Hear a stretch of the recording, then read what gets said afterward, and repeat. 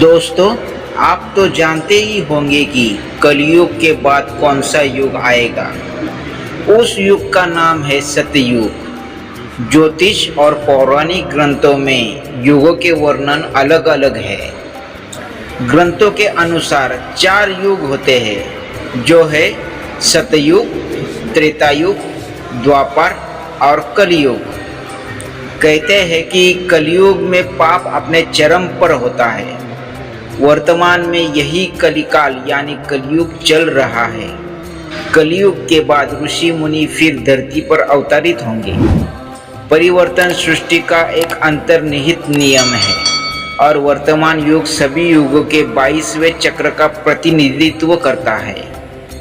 जिस प्रकार शरीर त्यागने के बाद आत्मा नया रूप धारण करती है और दिन के बाद रात होती है, उसी प्रकार युग भी एक निश्चित अवधि के बाद बदल जाते हैं।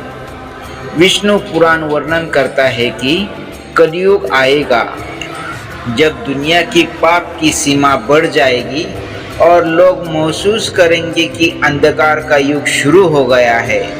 जब बेटे अपने पिता से लड़ने लगेंगे और गृह कलह शुरू हो जाएगी, तो कलयुग अपने चरम पर पहुंच जाएगा और ब्रह्मा और विष्णु एक हो जाएंगे। कलयुग का अंत तब होगा जब विष्णु कल्कि का रूप धारण कर दुष्टों का नाश करेंगे, जिसके बाद सतयुग एक नया युग शुरू होगा।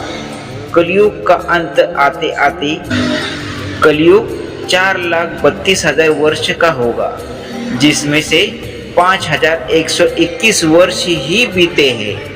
इस उम्र में लोग नास्तिक हो जाएंगे और उनका एकमात्र उद्देश्य धन कमाना होगा।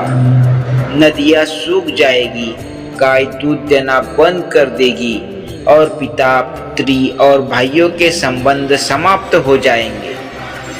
कलयुग का अंत महान युद्धों, बाढ़ों और बीमारियों का गवाह बनेगा, जो मानव जीवन को 12 वर्ष तक कम कर देंगे। हालांकि कलयुग की समाप्ति के बाद सतयुग शुरू होगा, जहां भौतिक सुखों के बजाय मानसिक सुखों पर ध्यान दिया जाएगा और घृणा के बजाय प्रेम पर जोर दिया जाएगा।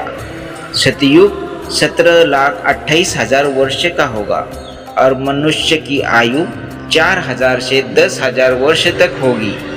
भगवद गीता हमें सिखाती है कि परिवर्तन अपरिहार्य है और यही सभी युगों के परिवर्तन का 20वां चक्र है। इसका अर्थ है कि यह युग पहले भी 22 बार आ चुका है।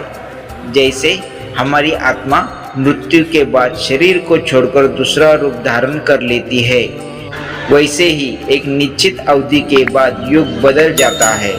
बहनों, मेरे वीडियो आपको अच्छे लगे तो शेयर, लाइक और कमेंट करना और नए नए वीडियो देखने के लिए सब्सक्राइब जरूर करना।